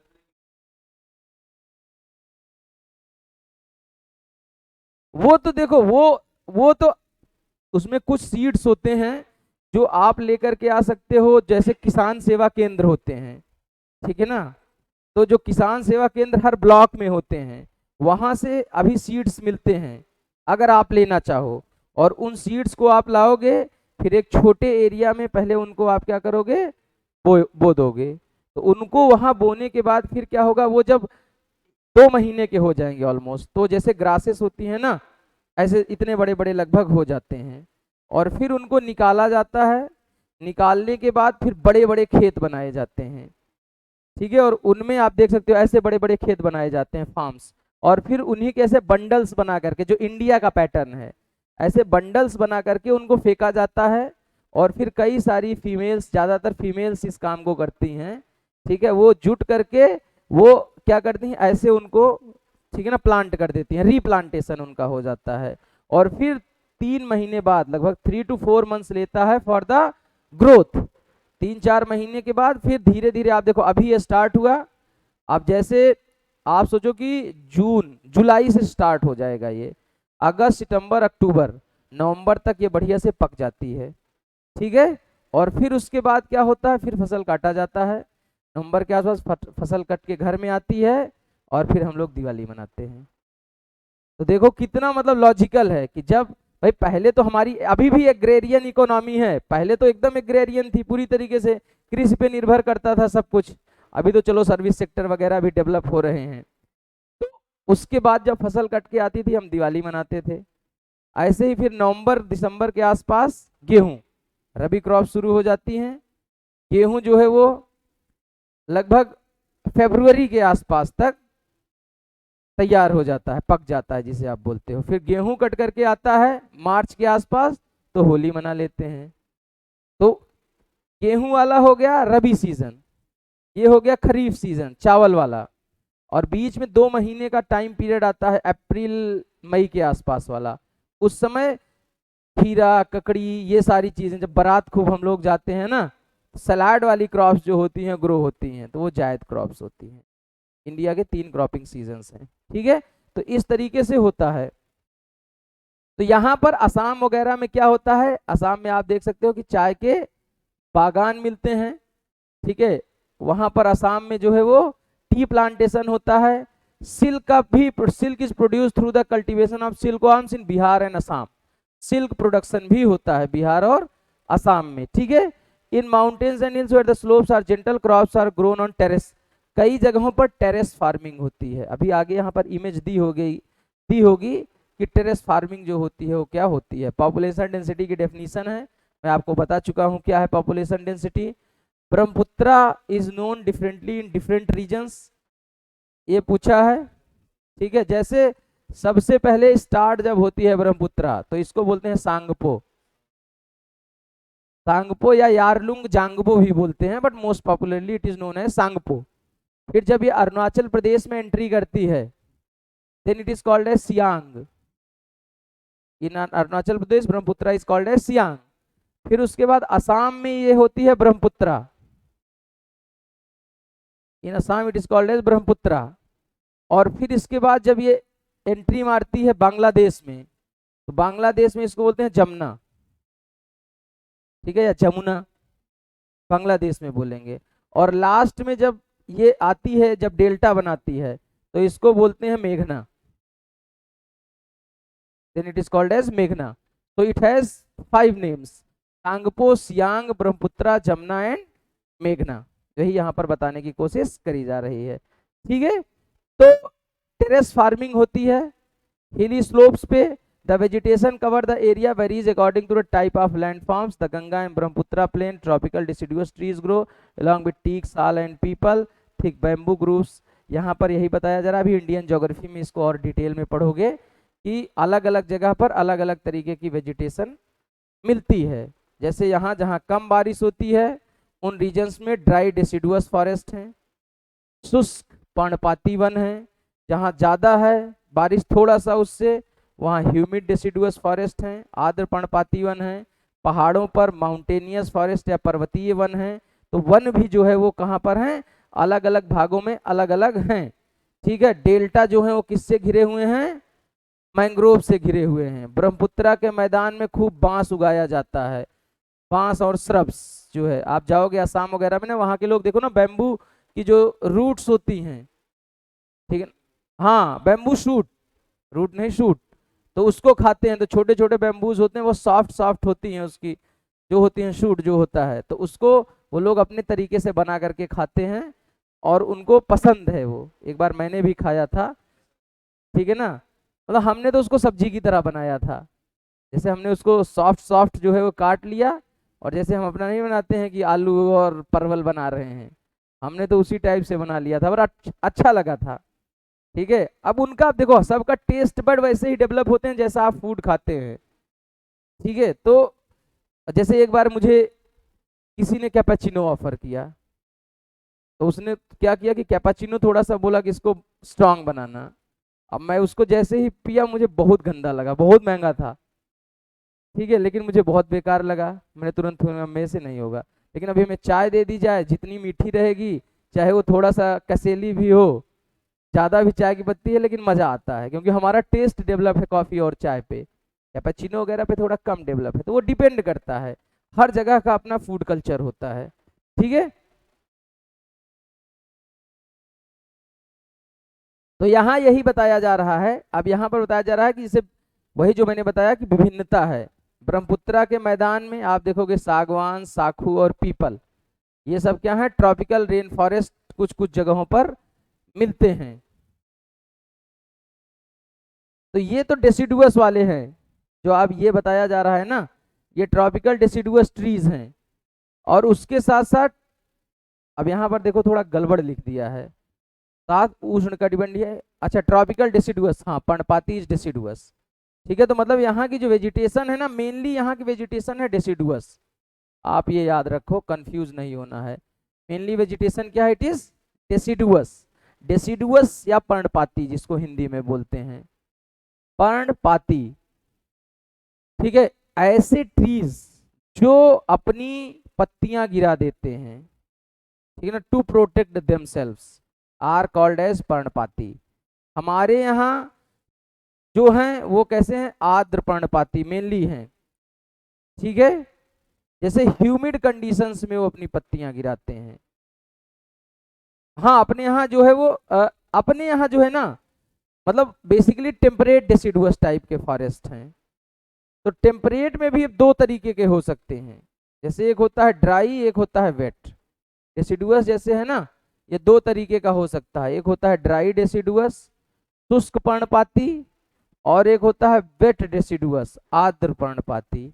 जैसे आप भारत का मैप देखोगे ना, इंडिया के मैप को आप ऐसे देखो, ठीक है, इधर साइड में जो है ना, आप देखो इंडिया में बारिश जो होती है ना इधर की तरफ कम होती है। मतलब ये वाले एरिया जो है, बंगाल वाला एरिया, उड़ीसा वाला area, this region receives more rainfall in comparison to the areas which are ना क्लोज टू राजस्थान। तो यहाँ पर भी डेसिडुअस है और यहाँ पर भी डेसिडुअस है, दोनों जगह डेसिडुअस है। डेसिडुअस का मतलब दोनों जगह के पेड़ अपनी पत्तियां गिराते हैं, लेकिन जहां थोड़ा ज्यादा बारिश है वहां क्या है, वेट डेसिडुअस। जहां बारिश ज्यादा है दैट इज वेट डेसिडुअस, जहां बारिश थोड़ा सा कम है वो ड्राई डेसिडुअस हो गए। तो डेसिडुअस का मतलब सिंपल सा इतना है कि अपनी पत्तियों का गिराना। जैसे समर में ज्यादातर क्या होता है, पेड़ अपनी पत्तियां गिराते हैं इंडिया के केस में। ठीक है, तो समर जैसे अभी गर्मी हो रही है, समर में वाटर लॉस होता है थ्रू द लीव्स, पत्तियों के द्वारा पानी का जो होता है वो लॉस होता है, जल हानि होती है जिसे आप कहते हो। तो to prevent this loss of water trees shed their leaves, पत्ती ही गिरा दो, पानी नहीं जाएगा तो हमको कोई नुकसान नहीं होगा। तो यहाँ यही बात करी जा रही है। ठीक है, तो पॉइंट यही बताने का है कि यहाँ पर जो है वो डेसिडुअस टाइप के फॉरेस्ट होते हैं। फिर गंगा ब्रह्मपुत्र के मैदानों में, ठीक है, झुरमुट या कह सकते हो बैम्बू ट्रीज वगैरह भी खूब डेवलप हैं। उसके साथ डेल्टाई रीजन में मैंग्रोव्स हैं, और उत्तराखंड सिक्किम वगैरह में माउंटेनियस फॉरेस्ट हैं, पर्वतीय वन हैं, और जिसमें आप देखोगे चीड़, देवदार और कोनिकल फॉरेस्ट, हाइट पर कोनिकल फॉरेस्ट हैं। ठीक है, तो यहाँ पर यही बताया जा रहा है कि डेल्टा रीजन में मैंग्रोव्स हैं, और उसके साथ साथ माउंटेनियस रीजन्स में क्या है, कोनिकल वेजिटेशन वगैरह भी है। ठीक है, यही यहाँ पर बताया जा रहा है कि पाइन, देवदार, फर, स्प्रूस, ये सारे के सारे भी यहाँ पर मिलते हैं। कहाँ पर, माउंटेनियस फॉरेस्ट हैं ये सब। ठीक है, mountainous vegetation. There is variety of wildlife in the basin, जैव विविधता भी ठीक ठाक है। जैसे असम में ये है ना, वन हॉर्न राइनो, एक सींग वाले गैंडा, वैसे ही मैंग्रोव रीजन में क्रोकोडाइल्स मिलते हैं। माउंटेनियस रीजन में बहुत तरीके के बंदर वगैरह मिलते हैं। ठीक है, कोबरा वगैरह आप देखते हो, स्कॉर्पियन वगैरह भी बीच बीच में मिलते रहते हैं। तो यहाँ पर क्या है कि वाइल्ड लाइफ भी बहुत अलग है, जैसे यहाँ की वेजिटेशन अलग है।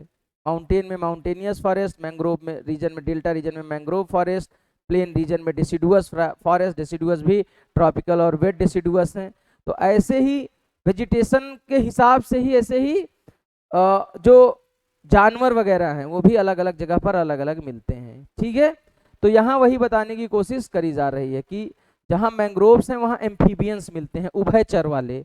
आप देखो ना, मेढक, क्रोकोडाइल्स, ठीक है, बहुत सारे स्नेक्स ऐसे जो होते हैं, बहुत सारी मकड़ियाँ, ये सब कहाँ, मैंग्रोव रीजन में मिलती हैं, क्रोकोडाइल्स वगैरह। वैसे ही असम वगैरह में आप देखोगे वन हॉर्न राइनो वगैरह हो गया, ये सब मिलते हैं। डियर हो गए बहुत तरीके के, बंदर हो गए बहुत तरीके के, वहां पर मिलते हैं। ठीक है, डेल्टा रीजन में आप देखोगे रॉयल बंगाल टाइगर, हमारा जो नेशनल एनिमल है, ठीक है, वो भी यहाँ पर मिलता है।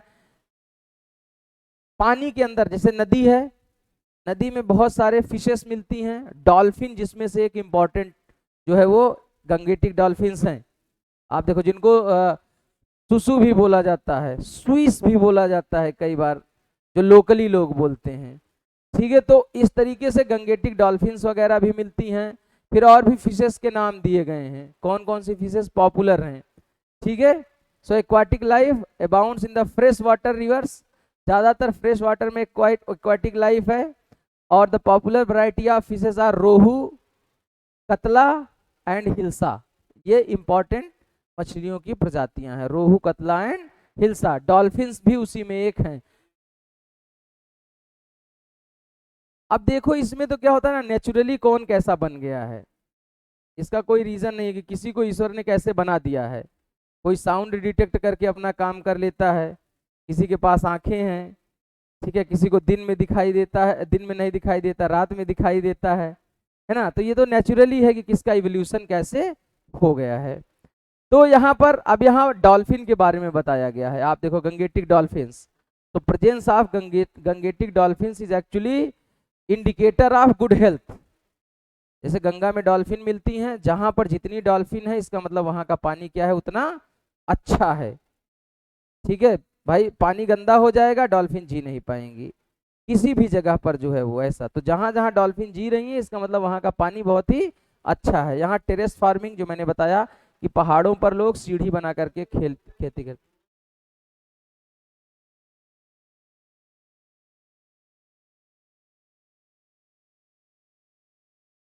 हाँ, जैसे आप देखो शार्क वगैरह को भी बोला जाता है कि उनके भी जो ब्रेन जो होता है ना, जैसे वो अच्छा डेवलप होता है, जिसका ये भी ये एक्चुअली क्या है ना कि जैसे आप सिंपल सा सोचो कि जिनके जो है जैसे कुछ सेंसेस हैं, जैसे मान लो कि आंखें नहीं हैं, तो आप ज्यादा दिमाग चलाओगे ना चीजों को डिटेक्ट करने के लिए, तो आपका सेफेलिक साइज जो होगा वो अच्छा खासा होगा। तो जितना बड़ा दिमाग होता है उतना ज्यादा चलता है ना सेफेलिक इंडेक्स जिसको हम बोलते हैं। तो वैसे ही जिसका सेफेलिक साइज बड़ा होगा वो उतना ही अच्छा होता है। ठीक है, इसको खत्म कर लेते हैं क्योंकि टाइम भी हो रहा है। तो यहाँ पर यही बताया गया है। फिर यहाँ पर जो प्लेन्स हैं, यहाँ पर बताया गया कि हाई पॉपुलेशन डेंसिटी है, there are number of cities. Already मैं डिस्कस कर चुका हूँ कि भाई अच्छा खासा लैंड है, वाटर है, फर्टाइल है, तो पॉपुलेशन डेंसिटी अच्छी है। बहुत सारी सिटीज डेवलप हुई हैं लाइक इलाहाबाद, कानपुर, वाराणसी, लखनऊ। ठीक है, और जो 10 लाख से ज़्यादा पॉपुलेशन वाले सिटीज़ हैं, बहुत सारे यहाँ पर मिलियन सिटीज़ भी डेवलप हुए हैं। गंगा का वाटर जो है वो फ्रेश वाटर है, but because of high density of population, ठीक है, अभी क्या किया जा रहा है, और बहुत सारी इंडस्ट्रीज भी लग रही हैं, डिमांड भी ज़्यादा है पॉपुलेशन के कारण से। तो इसके कारण से बहुत सारा जो वाटर है यहाँ का फ्रेश वाटर वो पॉल्यूट हो रहा है, because all the city waste and industrial waste is directly drained into the water. और जैसे लेदर इंडस्ट्री बहुत अच्छा डेवलप्ड है कहाँ पर, ठीक है ना, कानपुर के आसपास बहुत पोल्यूटेड है। तो कुल मिलाकर के धीरे धीरे रिवर्स जो है वो पोल्यूट हो रही हैं, ठीक है ना, हो चुकी ही हैं। ठीक है, और वैसे ही यातायात का विकास तंत्र अवस्थित है, यातायात के मार्ग सुविकसित है, मतलब कि प्लेन रीजन होने के कारण से, बिकॉज ऑफ बीइंग प्लेन, ठीक है ना, ट्रांसपोर्टेशन रूट्स जो हैं वो बहुत अच्छे डेवलप हुए हैं। चारों टाइप के ट्रांसपोर्टेशन, जैसे 4 टाइप्स ऑफ ट्रांसपोर्टेशन को आप देखोगे, जैसे रोड हो गया, रेल हो गया, वाटरवे हो गया, जलमार्ग हो गया, और उसके बाद एयरवे। यही है 4 ट्रांसपोर्टेशन रूट्स। ठीक है ना, तो रोड हो गया, रेल हो गया, जलमार्ग हो गया, वायुमार्ग हो गया, इन सब का यहाँ पर विकास ठीक ठाक हुआ है। आप एयरपोर्ट भी देखोगे मिलेंगे, रेलवे स्टेशन भी मिलेंगे। ठीक है, तो वैसे यहाँ पर वाटरवेज का भी डेवलपमेंट हुआ है, इसके थ्रू भी आया जाया जाता है। अब आप लोग देख लेना कि हाँ रोड, ठीक है, अब आप लोग देख लेना कि भारत के राष्ट्रीय जलमार्ग कौन कौन से हैं। ठीक है, हाँ, जितने भी हैं उनको आपको देख लेना है। फिर यहाँ Kolkata is an important port का भी डेवलपमेंट हुआ है। जैसे हुगली नदी है, हुगली नदी के किनारे कोलकाता शहर बसा हुआ है, और वहाँ पर कोलकाता पोर्ट है, ठीक है, एंशियंट पोर्ट है। और बहुत सारे एयरपोर्ट्स वगैरह, वही जो चीज़ मैंने आपको बताया वो यही वही की ट्रांसपोर्ट चैनल्स अच्छे से डेवलप हैं। टूरिज्म बहुत ज़्यादा है यहाँ पर, क्योंकि कल्चरल सिटीज़ भी बहुत सारी हैं। There are number of cultural cities. जैसे इसमें जितने आप नाम देखोगे ना, Allahabad cultural plus educational city, विश्वविद्यालय है ना यहाँ पर। वैसे ही कानपुर इंडस्ट्रियल सिटी, ठीक है। Varanasi cultural city and educational city, Lucknow is historical city, ठीक है, सिटी ऑफ नवाब्स बोला जाता है ना। तो इनके कारण से मतलब बहुत सारे हिस्टोरिकल प्लेसेस, इंडस्ट्रियल प्लेसेस, इस सब के कारण से यहाँ पर टूरिज्म बहुत अच्छा खासा इन रीजन्स में डेवलप हुए। बहुत सारे लोग जाते हैं ना बनारस घूमने के लिए, गंगा स्नान के लिए, कल्चरल टूरिज्म बहुत ज्यादा होता है, रिलीजियस टूरिज्म। उसके साथ साथ बायोडाइवर्सिटी भी बहुत ज्यादा है, जैसे मानस है, दुधवा है, Dudhwa national park, Manas national park, Kaziranga national park. तो इन ट्रैक्ट्स में बहुत सारे नेशनल पार्क्स वगैरह भी हैं, राष्ट्रीय उद्यान भी हैं, और उनको भी वहाँ की वाइल्ड लाइफ को देखने के लिए, एक्सप्लोर करने के लिए बहुत सारे लोग जाते हैं। तो इसके कारण से ये क्या है, बहुत ही ज्यादा डेवलप है, टूरिज्म मतलब टूरिज्म पर्पसेस से भी डेवलप है, टूरिस्ट इंडस्ट्री अच्छी खासी यहाँ पर है। ठीक है, अब आप देख लेना कि मानस और काजीरंगा कहाँ पर हैं। वैसे ही अरुणाचल वगैरह में ट्राइबल ट्रैक्ट्स हैं, जिनको देखने के लिए, ट्राइबल लाइफ को देखने के लिए भी लोग जाते हैं। अब आपके लिए एक क्वेश्चन है, याद रखना कि हॉर्नबिल फेस्टिवल कहाँ मनाया जाता है। ठीक है ना, हॉर्नबिल फेस्टिवल एक मनता है, हाँ ठीक है। अभी आपको मैं छोड़ रहा हूँ हॉर्नबिल फेस्टिवल, ठीक है। हाँ, नागालैंड, नहीं नागालैंड ही है। ठीक है, तो इसके साथ ही हमारा ये चैप्टर एंड हो गया है। ठीक है, ये हमारा चैप्टर खत्म हो गया है। ठीक है, आप देख लेना हॉर्नबिल फेस्टिवल कहाँ मनाया जाता है। ठीक है, तो नेक्स्ट चैप्टर बाकी फिर करते हैं अगली क्लास में।